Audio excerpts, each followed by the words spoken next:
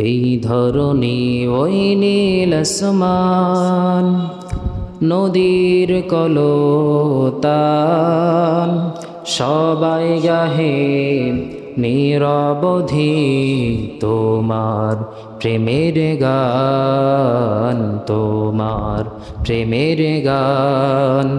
এই ধরনী ওই নীল আসমান, নদীর কলতান, সবাই গাহে নিরবধি তোমার প্রেমের গান, তোমার প্রেমের গান।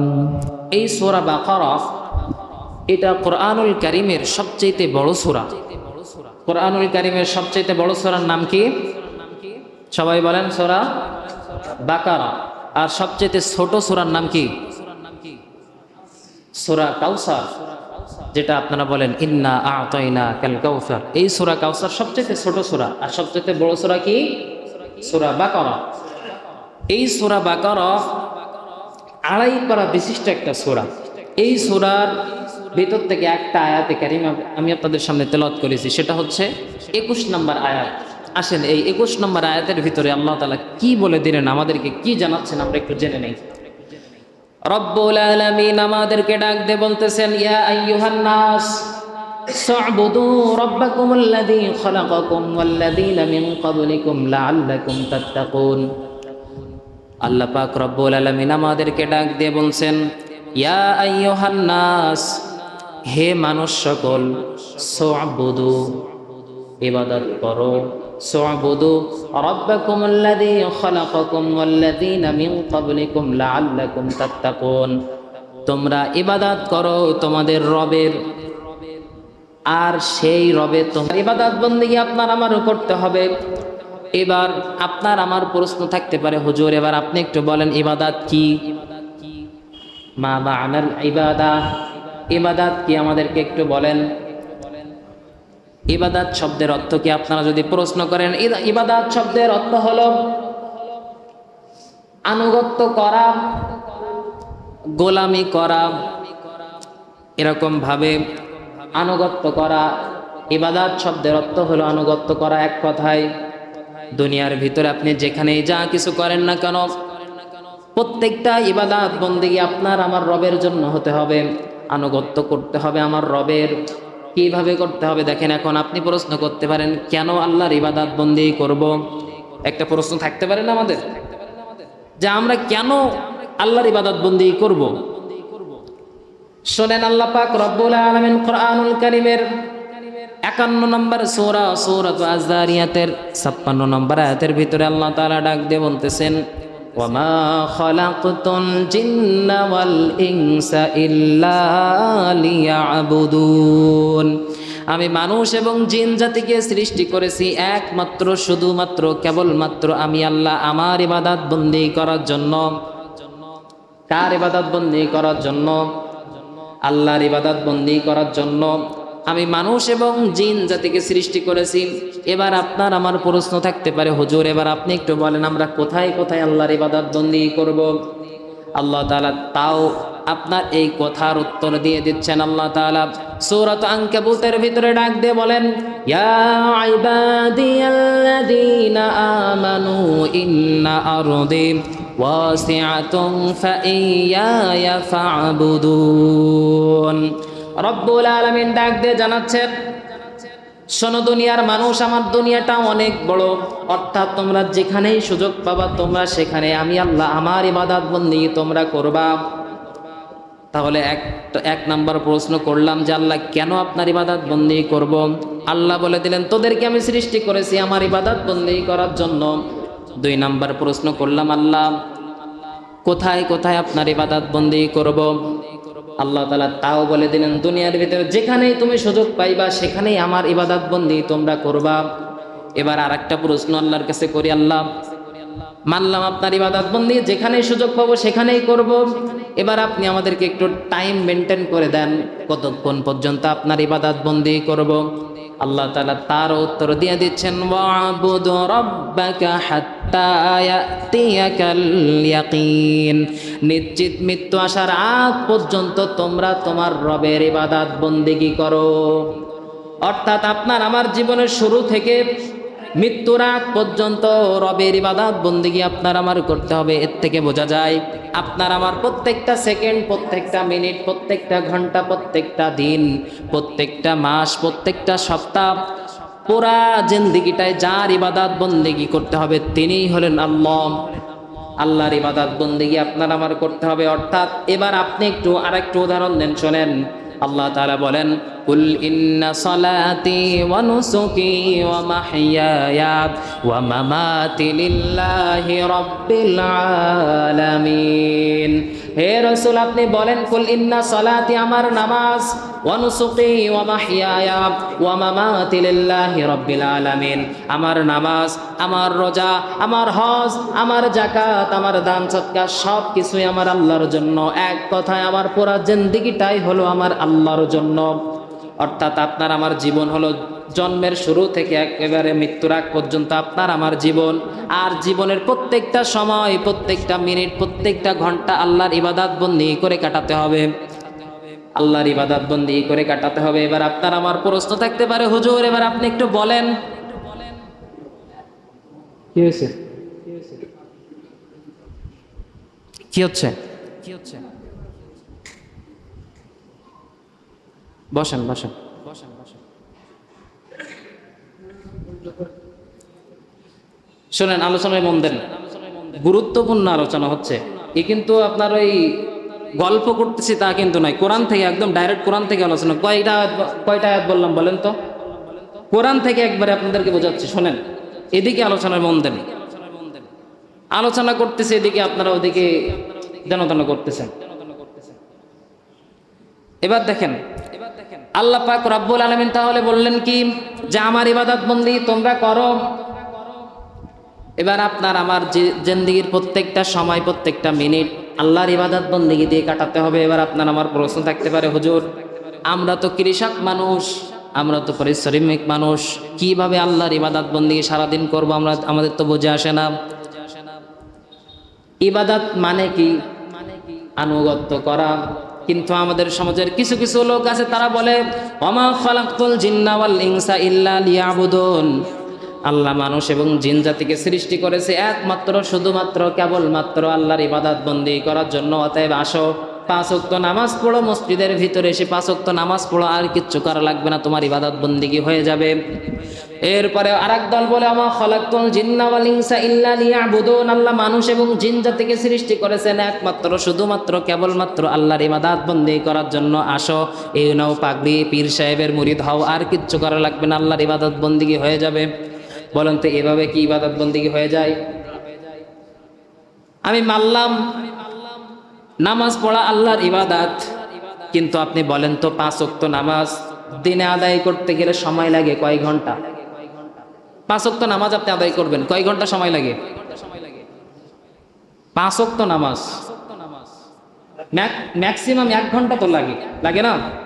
তাহলে আপনি 1 ঘন্টা নামাজ আদায় করতেছেন, আর দিন কত ঘন্টায়? কত ঘন্টায়? 24 ঘন্টায় হলো দিন। তাহলে 1 ঘন্টা আল্লাহর ইবাদত করতেছেন, শুধু নামাজ পড়তেছেন, আর 23 ঘন্টা কি করবেন? শয়তানের ইবাদত করবেন না। এই 23 ঘন্টাও ইবাদত করতে হবে কার?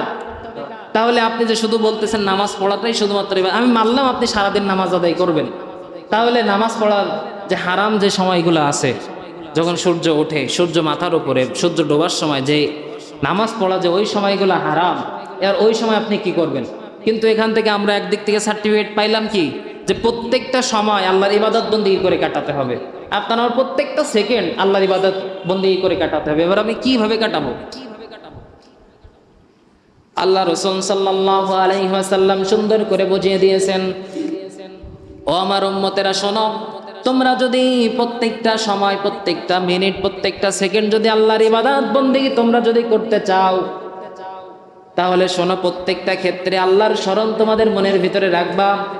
যেমন রাত্রিবেলা আপনি ঘুমাতে যাবেন, তখন যখন ঘুমাতে যাবেন অজু করে ইশারের নামাজ পড়ে অজু করে আপনি ঘুমাইতে যান, ঘুমাইতে গিয়ে ডান কাত হয়ে সুন্নাত তরিকা অনুযায়ী আপনি দোয়াটা পড়ে ঘুমিয়ে যান।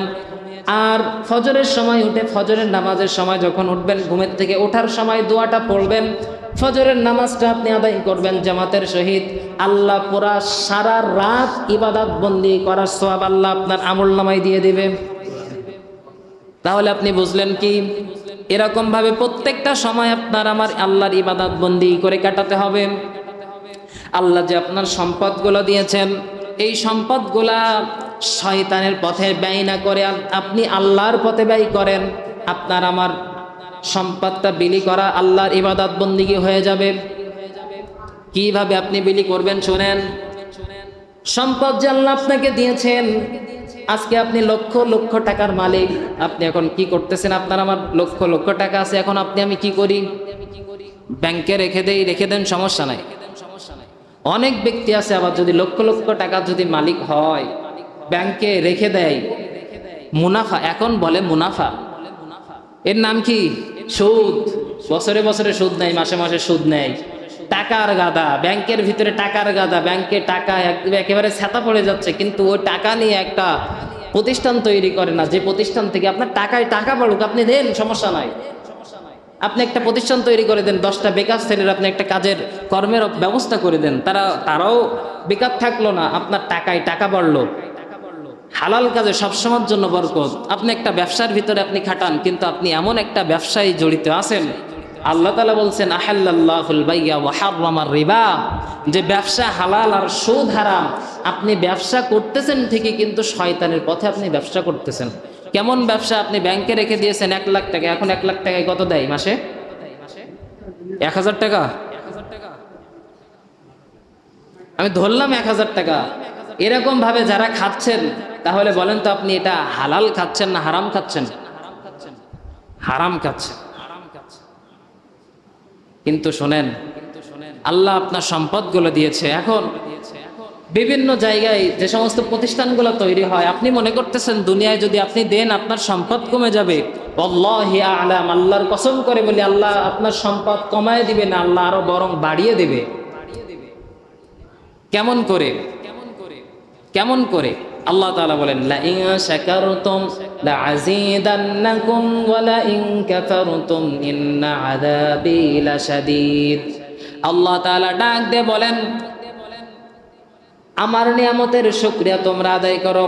যদি আমার নিয়ামতের শুকরিয়া যদি তোমরা আদায় করতে পারো, তাহলে আমি আল্লাহ পাক রব্বুল আলামিন বলে দিলাম তোমাদের নিয়ামতকে আমি আল্লাহ আরো আরো আরো আরো বাড়িয়ে দেব। আর যদি তোমরা নিয়ামতের শুকরিয়া আদায় না করো, নিয়ামতের শুকরিয়া তোমরা যদি আদায় না করো, তোমাদের সম্পদ আমি আল্লাহ আরো ছিনিয়ে নিব। শুধুমাত্র ছিনিয়ে নিব তা নয়, এই শুধুমাত্র শেষ নয়, ইন্না আযাবি লাশাদীদ। আল্লাহ তাআলা তাকিদ দিয়ে বলেন ইন্না আযাবি লাশাদীদ, যে নিশ্চয় আমি তাকে কঠিন শাস্তির ভিতরে তাকে গ্রেফতার করব। তাহলে আল্লাহ যে আপনার সম্পদগুলো দিয়েছেন, আপনি আল্লাহর শুকরিয়া আদায় করার জন্য আপনি বিভিন্ন জায়গায় দান সদকা করেন। যদি দান সদকা যদি আপনি করতে পারেন, তাহলে আল্লাহ তাআলা আপনার আমার ওই সম্পদের ভিতরে আরো বরকত দান করে দিবেন, আরো বরকত দান করে দিবেন। মনে করেন আপনি মসজিদে আজকে 1 টাকা আপনি মসজিদে দান করতেছেন, মনে করতেছেন আপনার আমার 1 টাকা সম্পদ থেকে কমে যাচ্ছে না, আল্লাহ অন্য দিক থেকে 1000 টাকা আপনার সম্পদের ভিতরে ঢুকিয়ে দিবে, আপনি নিজেও বুঝতে পারবেন না। আপনি মসজিদে এখন 5টা টাকা দান করতে চান না, জুম্মার সময় সপ্তাহে 1 দিন 5টা টাকা আপনি মসজিদে দান করতে চান না, তাহলে আপনি আল্লাহর শুকরিয়া আদায় কিভাবে করবেন? আপনি একটু বলেন। মাত্র 5টা টাকা আপনি মসজিদে দিতে যান না। যারা 5 টাকা দেন, 10 টাকা দিবেন, মনে করতেছেন আপনার সম্পদ কমে যাবে না, কখনোই না। আল্লাহ আপনার সম্পদ আরো বাড়িয়ে দিবে। শুধুমাত্র সম্পদ বাড়িয়ে দিবে এই শেষ নয়, কিয়ামতের দিন রব্বুল আলামিন যখন প্রত্যেকটা মানুষকে যখন কিয়ামত দিবসে যখন এক জায়গায় করবেন, তাদের যখন বিচার কার্য হবে, তখন আল্লাহ পাক রব্বুল আলামিন তার সামনে ওই 1 টাকার সওয়াব পাহাড় সমান তৈরি করে তার সামনে ওই সওয়াবগুলো দেওয়া হবে। আর বান্দা দেখে বলবে, ও আল্লাহ, এই সওয়াব হয়তো আমার না, দুনিয়ার ভিতরে আমি এত ভালো কাজ কখনো করি নাই, দুনিয়ার ভিতরে আমি এত দান সদকা কখনো করি নাই, এই সওয়াবগুলো হয়তো আমার না, অন্য কারোর। আল্লাহ তাআলা বলবেন, বান্দারে তোর কোনো টেনশন করার দরকার নাই, আমি আল্লাহ পাক রব্বুল আলামিন ভুল করতেছি না, এই আমল নামা, এই সওয়াবটা হলো তোর। কারণ না, মসজিদে এসে সপ্তাহে একদিন মসজিদে এসে তুই 5টা টাকা 1টা টাকা মসজিদে দান করতিস, ওই দানগুলো আমি আল্লাহ আমার ব্যাংকে থেকে থেকে থেকে থেকে এত পরিমাণে বেড়ে গিয়েছে, এই পাহাড় সমান আমল নিয়ে তোর কাছে আমি আল্লাহ হাজির হয়ে গিয়েছি। তাহলে এরকম সওয়াব কি আমরা কি আদায় করতে চাই না? তাহলে আজকের থেকে নিয়ত করেন, যারা মসজিদে 5 টাকা দেন আজকের থেকে 10 টাকা দান করবেন। সপ্তাহে 10 টাকা দান করলে তো আর কিছু আসে যায় না। আপনাদের দানের দিকে তাকাইলেও বোঝা যায় আপনারা কেমনে দান করেন। আগে এই মসজিদে আপনারা মসজিদে দান করতেন কত টাকা জানেন? সপ্তাহে টাকা উঠতো 2000, 2500, 3000 টাকা পর্যন্ত উঠছে। এখন গত সপ্তাহে হিসাব করে কত টাকা উঠছিল? হয়তো 1100 টাকা উঠছে। তাহলে আপনাদের দানের পরিমাণ কমছে না বাড়ছে? আপনাদের টাকাই তো মসজিদ চলে। আপনি যারা 5 টাকা দেন 10 টাকা দান করেন, সমস্যা কি? সপ্তাহে 10 টাকা দান করলে তো আর আপনার সম্পদ থেকে তো আর কমে যাবে না, আল্লাহ বরং আরো আপনাকে বাড়িয়ে দেবে। দান করলে, দান কেন করবেন আমি যদি একটু আপনাদেরকে যদি একটু বলি, আল্লাহ রাসূল সাল্লাল্লাহু আলাইহি ওয়াসাল্লাম তিনি একদিন ইশারের নামাজের মুসল্লায় দাঁড়িয়ে আছেন। ইশারের নামাজে তিনি নামাজের মুসল্লায় দাঁড়িয়ে গেছেন। মুয়াজ্জিন সাহেব তাকবীর শেষ করছে। মুয়াজ্জিন সাহেব তাকবীর শেষ করে যখন রাসূলুল্লাহ সাল্লাল্লাহু আলাইহি ওয়াসাল্লাম যখন আল্লাহু আকবার বলে যখন হাতটা বাঁধবেন, তখন নামাজ ছেড়ে দিয়ে রাসূলুল্লাহ সাল্লাল্লাহু আলাইহি ওয়াসাল্লাম তিনি করলেন কি? সোজা চলে গেলেন তার বাড়িতে। বাড়ির ভিতরে গিয়ে তিনি চলে গেলেন। সাহাবীরা দেখতেছে যে রাসূল নামাজের সময় তিনি চলে গিয়েছেন। কোথায় গিয়েছেন কোনো সাহাবী জানে না। সমস্ত সাহাবী সব চুপ, কেউ কোনো কথা বলে না, কেউ কারোর সাথে কোনো প্রকার কথা নয়। বলেন তো, আমি যদি কোনোদিন ইশারের নামাজে মুয়াজ্জিন সাহেবের তাকবীর শেষ, তখন যদি আমি নামাজ বাদ দিয়ে আমি যদি বাইরে যাই, মানুষ কানাঘুষি করবে কি করবে না? করবে না? অবশ্যই করবে। কিন্তু রাসূলুল্লাহ সাল্লাল্লাহু আলাইহি ওয়াসাল্লাম তিনি চলে গিয়েছেন, তিনি তো সমস্ত জাহানের ইমামদেরও নেতা। সুবহানাল্লাহ।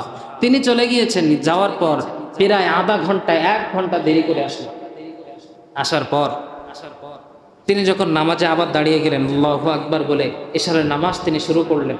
সাহাবীরা নামাজ পড়লেন। নামাজ পড়ার পর নামাজ শেষ করে রাসূলুল্লাহ সাল্লাল্লাহু আলাইহি ওয়াসাল্লামের সামনে এসে অত্যন্ত নম্র ভদ্রভাবে রাসূলুল্লাহ সাল্লাল্লাহু আলাইহি ওয়াসাল্লামের সামনে এসে বলতেছে, ইয়া আল্লাহর রাসূল, আপনাকে তো এমন ঘটনা কখনো ঘটাইতে দেখি নাই, আপনি কোথায় গিয়েছিলেন আমরা একটু জানতে চাই, আপনি একটু আমাদেরকে একটু বলেন, আমাদেরকে একটু নসিহত করেন। তখন আল্লাহ পাক রব্বুল আলামিনের নবী, বিশ্ব নবী মুহাম্মদুর রাসূলুল্লাহ, সকলে বলে সাল্লাল্লাহু আলাইহি ওয়াসাল্লাম, তিনি বলেন, আমি যখন ইশারের নামাজ পড়তে দাঁড়াচ্ছি, তখন আমি দেখলাম আমার মাথার ভিতরে সঙ্গে সঙ্গে চলে এসছে যে আমি সারাদিন সমস্ত জায়গায় ঘোরাঘুরি করার পর, খরচ করার পর, আমার 1 টুকরা স্বর্ণ আমার বালিশের তলায় রয়ে গেছে। অতিরিক্ত একটা স্বর্ণের টুকরা আমার বালিশের তলায় রেখে দিয়েছি। এটা আমার অতিরিক্ত আজকের ব্যয় করার পর, আজকে খরচ করার পর অতিরিক্ত একটু স্বর্ণ আমার বালিশের তলায় ছিল। কিন্তু তখনই আমার মাথার ভিতরে এই টেনশন চলে আসছে যে আমি স্বর্ণের টুকরাটা বালিশের নিচে রেখে কিভাবে আমি আমার রবের কাছে বলি, ইহদিনাস সিরাতাল মুস্তাকিম, যে আল্লাহ আমার সরল সঠিক পথ দেখান। কিন্তু আমার বালিশের নিচে তো স্বর্ণের টুকরা, আমি চলে গিয়েছি ওই স্বর্ণের টুকরাটা আগে আমি গরিবদের মাঝে দান করে দিয়েছি, তারপরে এসে ফ্রেশ মন নিয়ে আমি নামাজের ভিতরে দাঁড়িয়ে গেছি, আল্লাহু আকবার। তখন আল্লাহকে মন খুলে বলেছি, ইহদিনাস সিরাতাল মুস্তাকিম। সুবহানাল্লাহ। আমার রাসূল ছিলেন সবচেয়ে দানবীর, আর সেই রাসূলের সাহাবা, সেই রাসূলের উম্মত আমরা কেমন দানবীর হব? বিভিন্ন সাহাবী কত পরিমাণে দান করেছেন। হযরতে আবু বকর রাদিয়াল্লাহু তাআলা, হযরতে আলী রাদিয়াল্লাহু তাআলা, হযরতে ওসমান, হযরতে ওমর রাদিয়াল্লাহু তাআলা, তারা কি পরিমাণে দান করেছেন, তাদের জীবনী পড়বেন। আর আপনি আমি মানুষ, একটু কয়টা টাকার মালিক হয়েছি, আমাদের পা মাটিতে পড়ে না, এরকম ব্যক্তি আমাদের ভিতরে নাই? অহরহ আছে। অহংকার করেন না। আজকে হয়তো আল্লাহ আপনাকে কিছু দিয়েছেন, আপনি আল্লাহর পথে দান করেন। আল্লাহ আপনাকে সামর্থ্য দিয়েছেন, আপনি দান করেন। আপনি যদি এরকম ভাবে যদি আপনি দান করতে পারেন, আল্লাহকে যদি আল্লাহর ইবাদত বন্দিকে আপনার 24টা ঘন্টা যদি আল্লাহর ইবাদত বন্দি করতে পারেন, তাহলে আল্লাহ আপনাকে আপনার খাস বান্দা হিসাবে কবুল করে নেবেন। সুবহানাল্লাহ। যেহেতু সময় শেষ, যে কথাগুলো শুনলাম, আল্লাহ তাআলা আমাদের সকলকে